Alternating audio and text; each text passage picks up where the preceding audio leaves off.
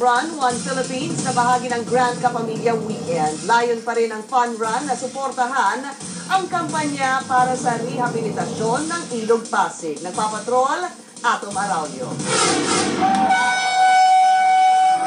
Umagos ang libo-libong tao sa kahabaan ng Commonwealth Avenue sa Quezon City kaninang madaling araw para sa One Run, One Philippines.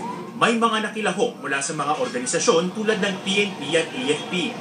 May mga pamilya, pero pinakamarami ang mga kabataan.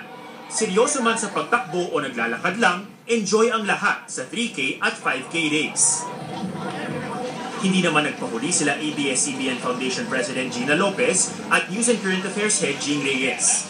Present din ang mga batikang anchor ng TV Patrol na sila kabayan Noli De Castro at Corina Sanchez. Tunay na star-studded ang fun run sa paglahok nila Ann Curtis, Zian Lin at Kim Chu. Basta tulong-tulong tayo, malaki yung pagbabago para sa bansa.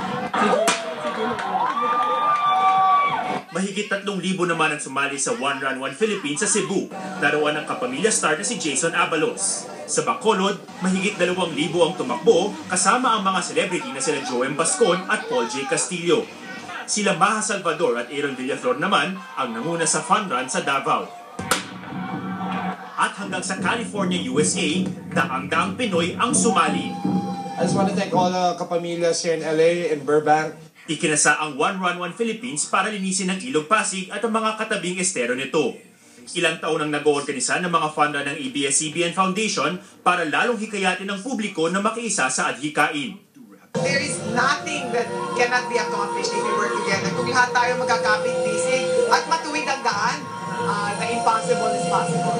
Mas malaki at mas makabuluhang mga aktibidad para ang ilulunsad ng organizer sa hinaharap, alang-alang sa kalikasan.